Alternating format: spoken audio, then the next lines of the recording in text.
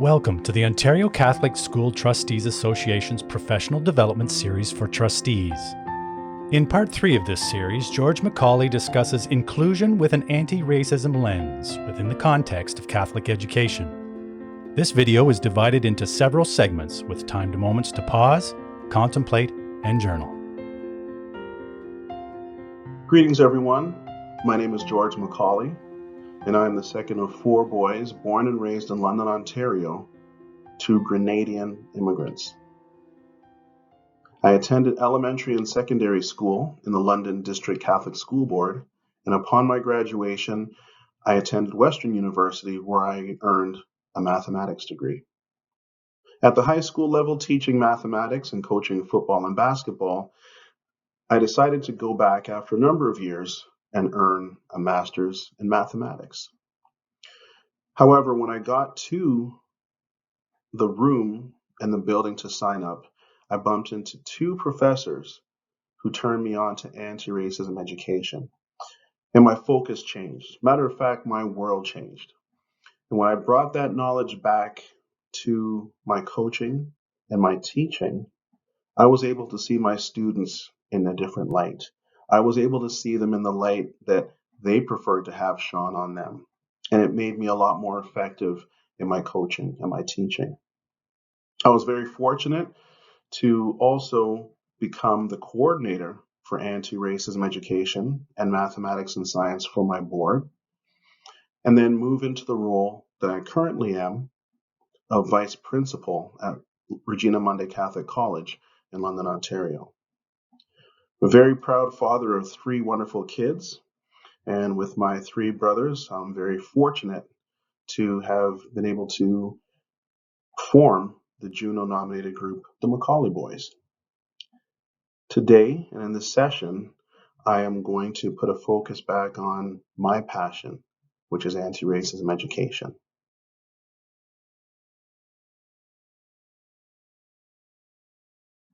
I would like to start our time together with a land acknowledgement. We begin today by acknowledging the traditional territory upon which we gather. For hundreds of years before we stand here today, the Anishinaabe, Haudenosaunee, Attawandaron, Huron-Wendat, and Alapi indigenous peoples have sought to walk gently on this land. They offered assistance to the first European travelers to this territory and shared their knowledge for survival in what was at times a harsh climate. Today, we acknowledge our three local communities of Munsee, Delaware, Chippewa of the Thames, and Oneida First Nations. This territory is covered by the Upper Canada Treaties, including Treaty 6, the London Township Treaty. We seek a new relationship with the Indigenous people of this land, a relationship with our neighbors based on honor and deep respect.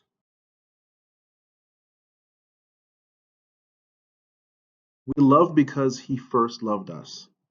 Whoever claims to love God and hates a brother or a sister is a liar. Whoever does not love their brother and sister whom they have seen cannot love God, whom they have not seen. And He has given us this command: anyone who loves God must also love their brother and sister. This work truly requires educators to commit to the journey with a moral and legal imperative. What this means that we hope to appeal to the head and to the heart. The moral imperative recognizes that we are all citizens of this planet and deserve the same love and respect as our neighbor. As Catholics, we can lean on our faith and our commitment to the Catholic graduate expectations to frame this work. Now, this does not mean that all boards cannot use a moral imperative. The moral imperative simply demands that we do this for our brothers and sisters because it is the right thing to do.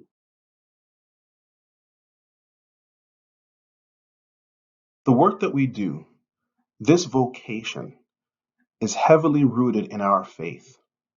And the Ontario Bishop's Pastoral Letter of 2018, Renewing the Promise, affirms that the Christ-centered mission of each school, by its very nature, contains a call to service in the greater community and form disciples with a social conscience who put their faith into action. And with these words, this is the work that we do. This fuels our work, and this powers our work. that makes our learning environments and our working environments a much better place.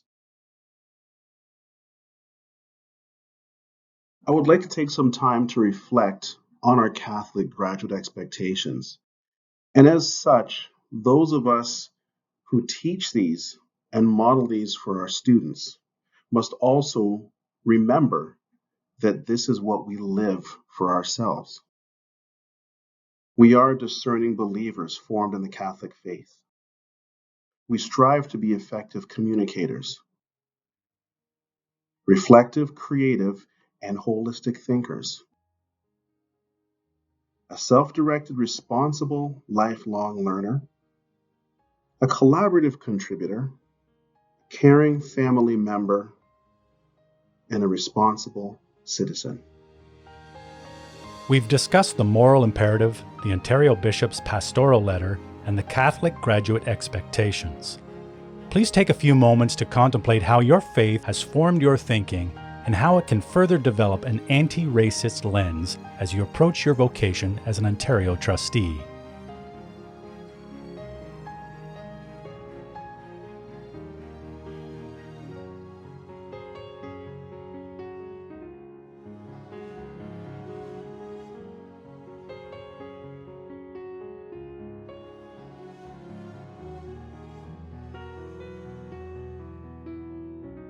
Before we look at key terms in the area of anti-racist education, let's consider some anti-racism or anti-oppression reasoning by key educational thought leaders from around the world.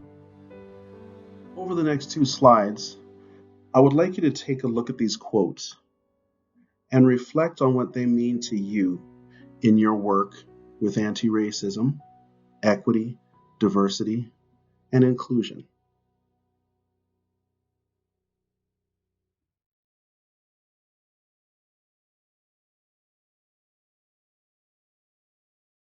In your work as a school board trustee, these quotes will also give you an opportunity to think about your work and your collaboration with others and how it can apply to your work moving forward.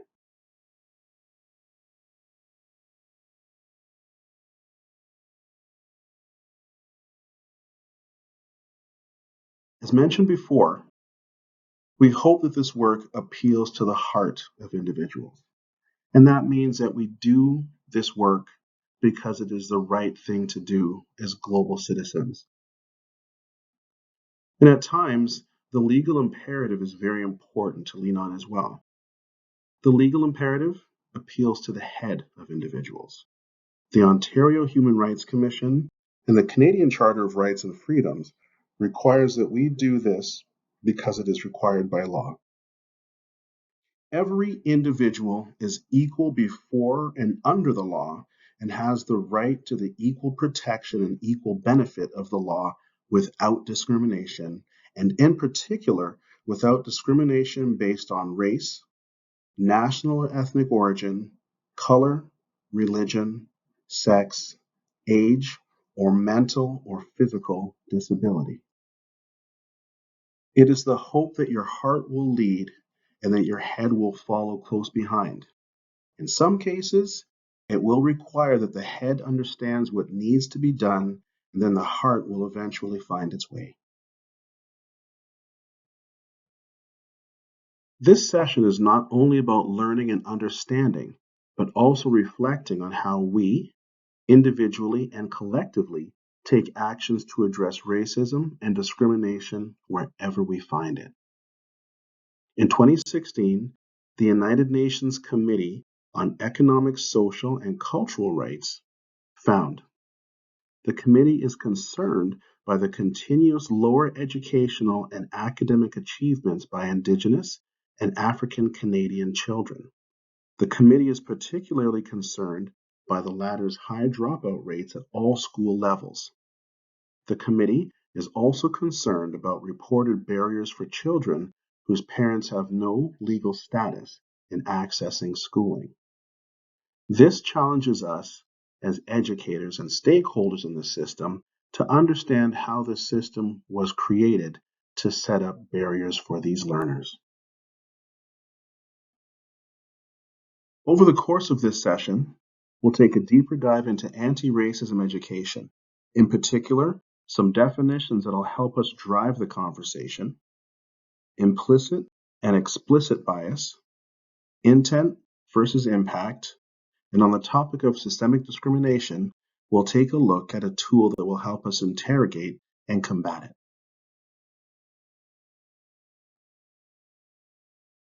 A number of key terms to consider.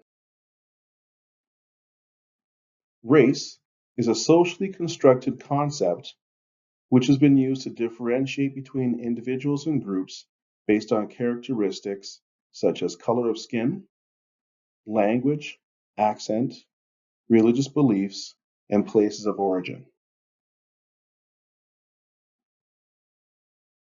Prejudice, which means to judge in advance, is a preconceived belief about individuals or a group. And discrimination is what happens when prejudice is acted upon.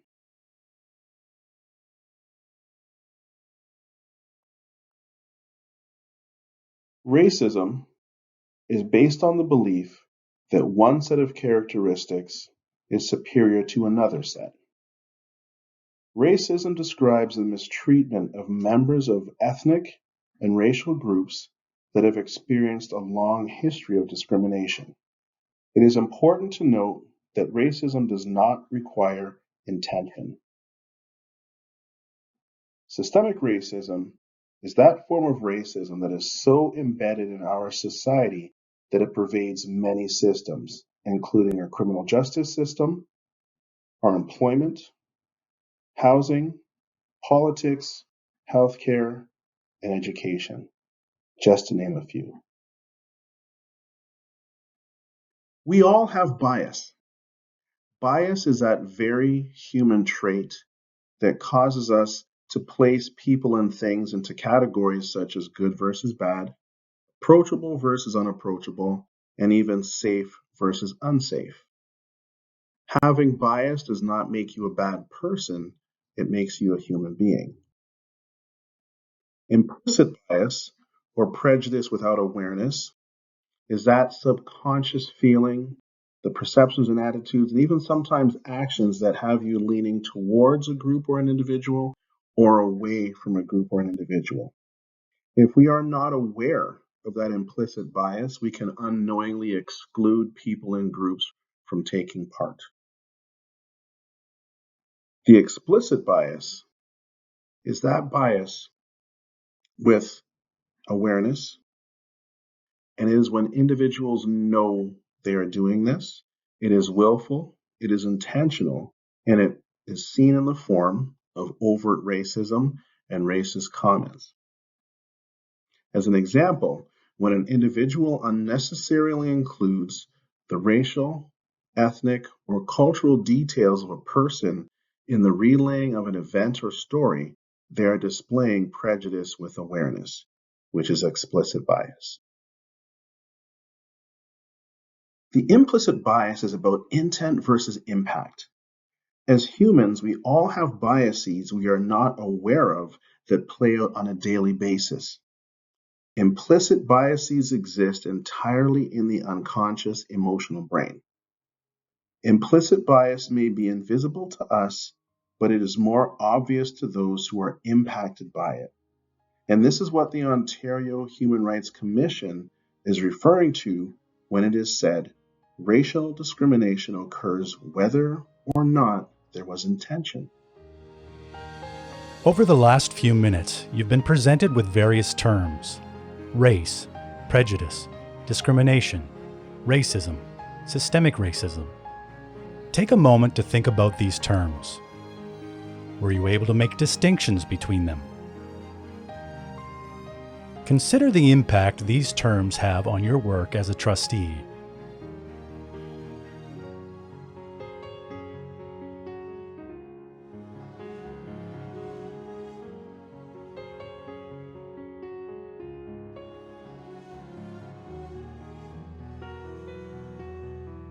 In the resource section of the module, you will find the terms and their definitions listed for your reference.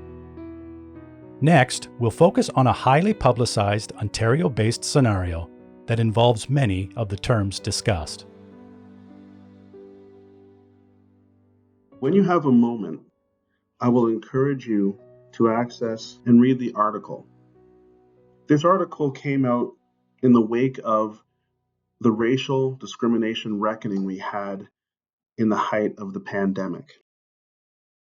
And in the article, it speaks to a medical school in Ontario that actually had written in 1918 that they would no longer admit Black students to their medical school. And in fact, the students who were in the medical school at that time were removed. They could no longer accommodate them at the school. Now, from 1918 until 1965, they did not have another student of color admitted to the school. Now, the reasons the school gave for doing so had to do with the ranking that they were trying to achieve. And this will be detailed inside the article and other articles of this kind. From 1918 to 1965, there were no individuals of color allowed to be admitted to the school. In 1965, they admitted their first. However, that actual policy was not removed from the books. In fact, that policy was removed from the books in 2018, 100 years later after it was initially put into effect.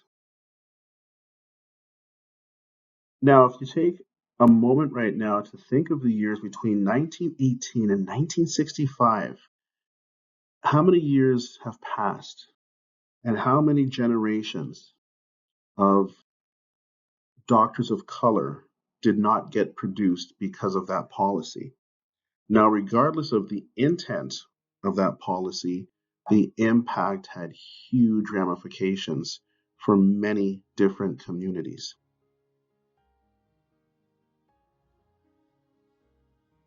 And after reading the article, I will invite you to reflect on the questions posed. Think about this scenario and how it's only been addressed in the last few years. Who benefits from this action? Who is harmed by this action? What are the implications, short and long term, of this action? What would it take to rectify the legacy created by this action? What is the time frame? What other policies, written or understood, have existed and still exist? What can you do? Review policies and procedures.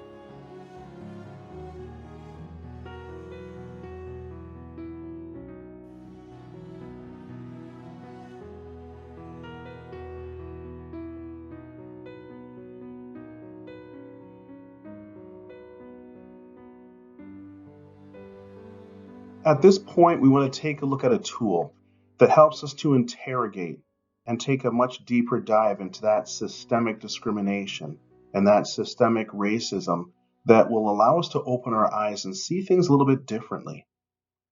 With this discernment tool, using an anti-racism lens, it gives educators, it gives trustees, it gives administrators the opportunity to slow down and check their practice and ask some very key questions to see if in fact what they're doing is interrogating the issue and making our learning environments a lot more productive and inclusive.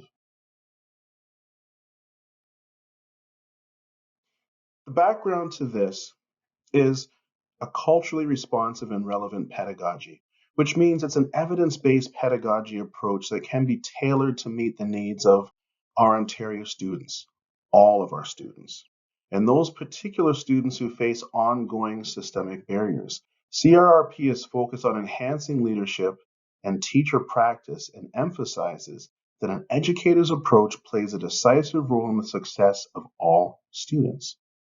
It requires that educators examine how their own experiences, perceptions, and understandings shape expectations, decision making, and interactions with the students and the families they serve. It's important to know that this work doesn't change what you do, it changes how you do it.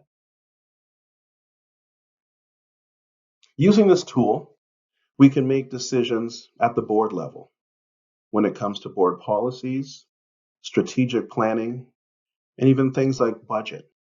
It helps us use an anti-racism lens to see if we're actually considering all of our stakeholders and all of their needs. And we will use key criteria and considerations to slow down our decision-making process, not in speed, but just in our intentionality. And we will consider how our decision impacts those we are serving.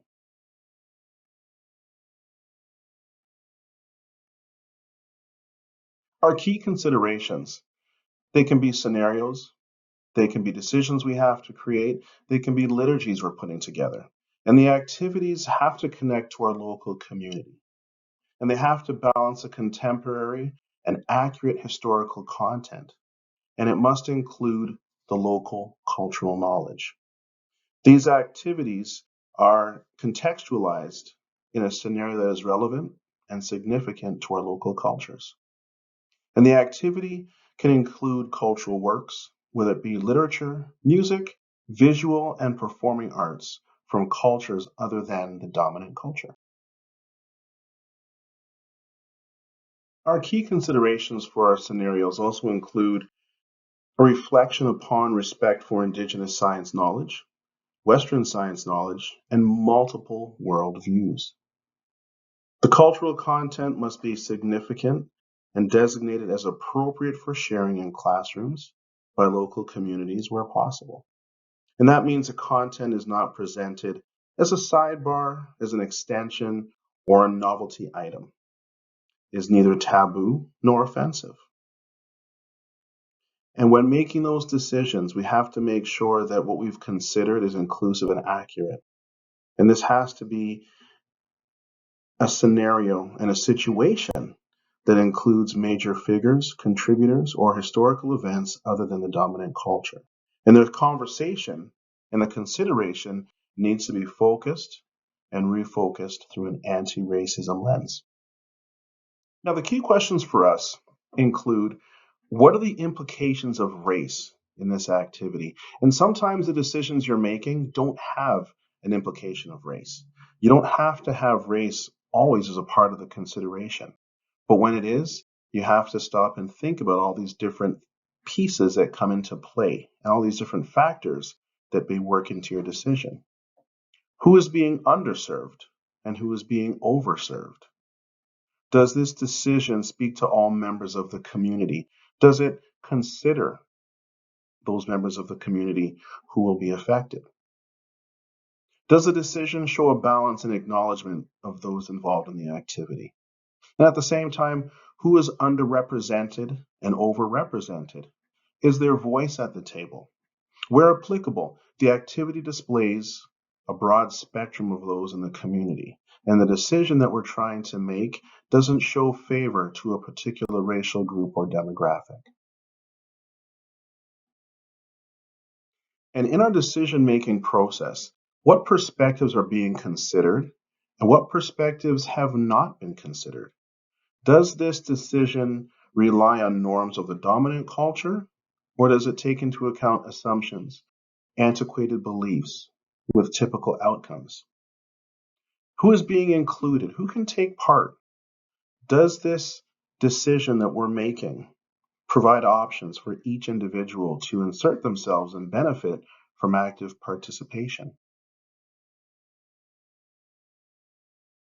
And when we do consider this decision that's going to be made, or this initiative that we are moving on, who is being excluded, if anybody? Who cannot take part? Does that decision account for expectations or components that cannot be accessed due to cultural or racial considerations? Have alternatives to that decision been provided or considered? And at the end, is there harm being done, and to whom? And when it comes to exclusion, there's a lot of harm being done.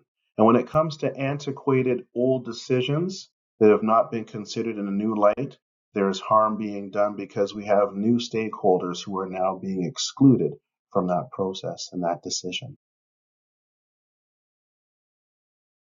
Now, I'd like you to take a look at these definitions and have an idea of what those terms to which we are referring mean in the context. And I'd like to point out at this moment that to use that phrase BIPOC is in no way trying to diminish the individual groups that are included in the Black, Indigenous, and people of color.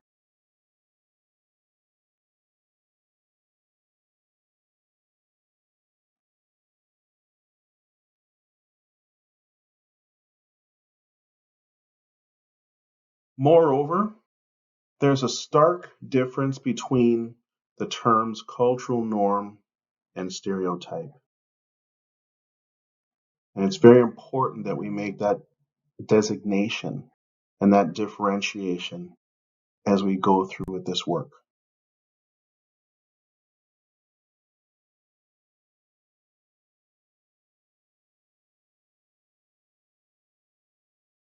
Along with our work in anti-racism education, we also have to consider our equity, diversity, and inclusion. And all these concepts come into play when we are making decisions that impact our stakeholders. I'll invite you right now to take a moment to read through diversity and inclusion.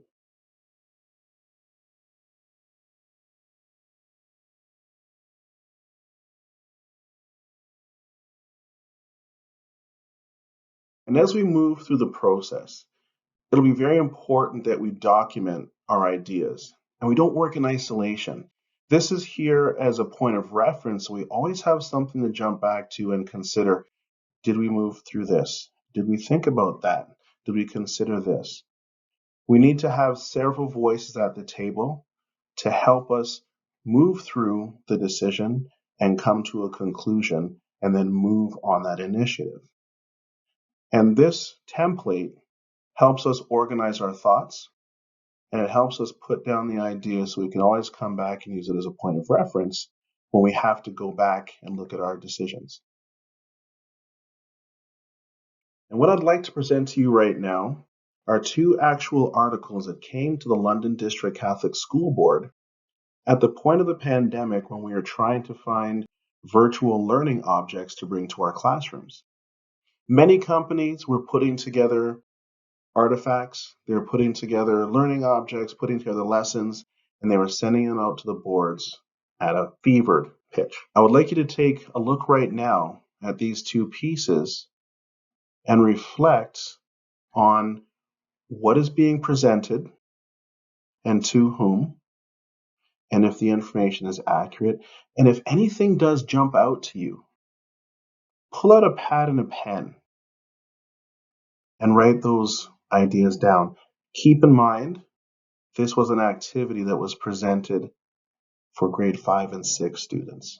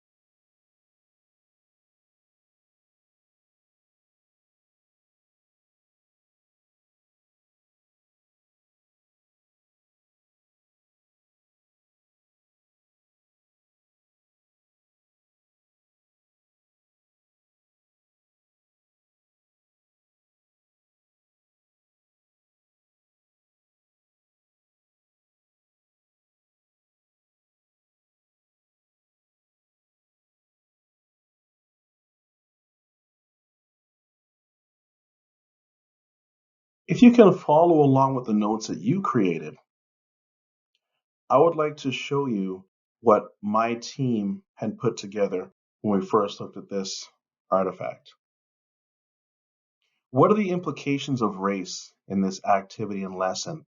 Well, the lesson speaks directly to the involvement of African slaves and indigenous peoples in the settling of Europeans in the American territory. Who is being underserved? Who is being overserved? Well, the Black Indigenous people of color in the stories are being underserved. Their experiences are being trivialized. The European settlers are overserved in their positioning in the story. Who is being overrepresented? Underrepresented? Well, the impact on the Black Indigenous people of color players in the story is not clearly described nor expressed. Their involvement is improperly contextualized in the text. Pocahontas looks Caucasian, and the facts of her story are quite questionable. Marines did not even exist at this time in history. And what perspectives are being considered and not considered? Well, they use words like influx and arrived and intentions and work. They do not tell the horrors and injustices of the slave trade. Although the word slave is used, it is primarily pedestrian in its application. And who is being excluded? The Black Indigenous people of color students are being excluded. The stories are represented in a storybook fashion that does not allow for a deeper discussion of the placement of the slaves and the enslaved people and Indigenous people who were victimized beginning at this time, particularly harmful for younger students. The European perspective seems to gloss over the intentions of the settlers and how the influx of Africans came to be. Indigenous people are represented as savages who had the audacity to be upset with John Smith, and no context is given here. Now, at the end of the day, I have to tell you again that this activity was done with an entire learning team. I don't have all the tools of the history background to know all of these things, so I need a team with me to do this. And when you're making decisions as trustees, it's very important that you yourself have a team around you to bring in different perspectives and bring in different ideas that we on our own would not think about. Now, the good part about this is that the lesson could not proceed. As it was, the lesson is not able to be used in a classroom, and this will require an edit by the publisher, or the material is shelved and another is considered. We did not let this resource go to our classrooms, and it was sent back to the editor for review. And this slide is simply a recap of when we're making decisions at the board level, at the classroom level, in the learning environment for our communities, we have to keep these questions at the forefront. What are the implications of race in this activity or this decision? What perspectives are being considered and not considered? Who is being included? Who is being excluded? And at the end of the day, is there harm being done, and to whom?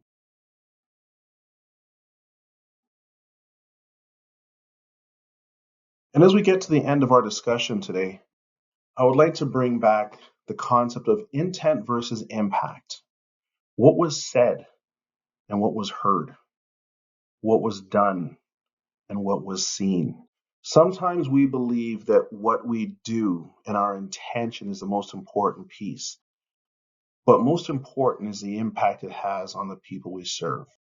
When we make decisions that seem like such a good thing at that time, and we haven't considered other perspectives, once that decision is put out and that initiative is acted upon, there are people who will be impacted.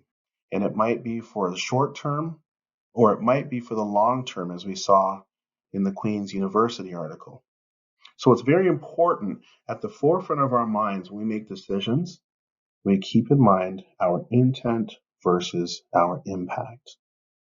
And if we go back to the Ontario Human Rights Commission, when it refers to racial discrimination occurs whether or not there was intention.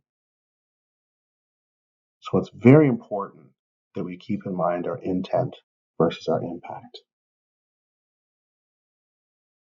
And now there is beauty and strength in everything we do. And there is beauty and strength in our awareness. We have the power to see it, to hear it, to acknowledge it, identify it, confront it, address it, and help correct it. We are the ones who can give voice to those who feel powerless and hopeless against what is perceived to be a system with a long-standing tradition of inequity and imbalance. We can do the work necessary to change the traditions and correct our trajectory. And we are being proactive because it is the right thing to do. And using our faith as our foundation, we can't go wrong when we consider the voices and perspectives of all of our stakeholders. I would like to thank you very much for your time, your energy, and your commitment to doing this work. With the legal and the moral imperative on our side, we can't go wrong being proactive and doing God's work. I wish you the absolute best as you continue to lead our boards with your head and your heart. God bless. Please remember that all definitions, activities, and articles referenced can be found in the resource section of the module. This marks the end of our 3-part series module on equity, diversity, and inclusion. Thank you for joining us on the journey. And now, infused with the values we proclaim, may you as a trustee go forward in confidence in this work, knowing that the one who was despised and rejected by all is with you and for you. Amen.